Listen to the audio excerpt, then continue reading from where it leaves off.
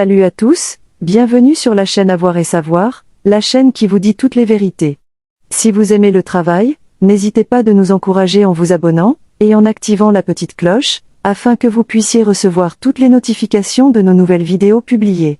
Aujourd'hui on va parler d'un sujet qui suscite beaucoup de doutes chez les chrétiens, et aussi chez les lecteurs de la Bible. Si vous voulez savoir de quoi il s'agit, restez bien sagement et attentifs jusqu'à la fin de la vidéo pour ne rien manquer. Comme le titre l'indique, nous allons parler de Marie-Madeleine, que beaucoup de gens pensent qu'elle était en réalité l'épouse de Jésus. Eh bien, voici toute la vérité. Dans la société juive dans laquelle vécurent Jésus et les 12 apôtres, il était très rare qu'un homme reste célibataire, puisque créer une famille et avoir des enfants était un des premiers impératifs moraux de la loi juive. Soyez féconds, devenez nombreux, peuplez la terre. En outre, puisque Jésus était un maître et donc une figure publique à donner à l'explication des Écritures, un célibat choisi serait paru étrange à ses contemporains. Il existe en tout cas d'autres exemples de grands hommes restés célibataires, Jean le Baptiste, Paul de Tarse, le prophète Jérémie. Par conséquent, cela n'est pas à considérer comme une position totalement extrême.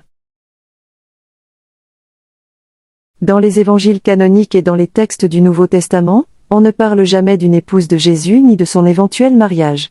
Nous trouvons par contre des références à la famille terrestre de Jésus, Marie et Joseph, et aux personnes qui vivaient avec lui pendant la prédication.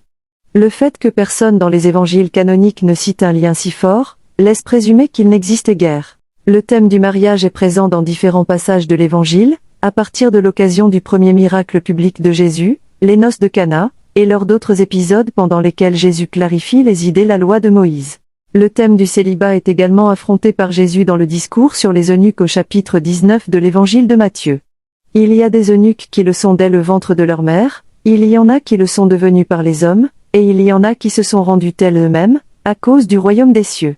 Que celui qui peut comprendre comprenne. Le célibat de Jésus rentrerait dans sa mission de salut. D'où vient donc l'hypothèse que Marie-Madeleine puisse être l'épouse de Jésus? Certains experts ont avancé cette hypothèse en s'appuyant principalement sur un des évangiles apocryphes, des textes non acceptés comme faisant partie du Nouveau Testament car trop récents. L'évangile de Philippe, comme de nombreux évangiles apocryphes, est un texte gnostique. Dans cet évangile apocryphe, Marie-Madeleine apparaît comme la compagne de Jésus, aimée par lui plus que tous les autres disciples. En réalité, le terme compagne ne peut pas être interprété d'une autre manière. Un autre texte qui a remis en lumière le débat sur la situation conjugale de Jésus est un texte copte, traduction d'un document en grec, appelé Évangile de l'épouse de Jésus. L'existence du texte a été annoncée en 2021 par Karen Elking, une spécialiste de l'université de Harvard. Dans ce document, on parle d'une présumée femme de Jésus. Toutefois, les études effectuées sur le texte est émergée une datation très tardive par rapport aux évangiles. L'évangile de l'épouse de Jésus s'est révélé un faux. Une autre série d'hypothèses est liée à une légende médiévale qui raconte comment, après la crucifixion, Marie de Magdala se soit échappée de la Palestine, afin de rejoindre la France. Elle portait avec elle le fils conçu avec Jésus, d'où aurait eu son origine la dynastie des Mérovingiens.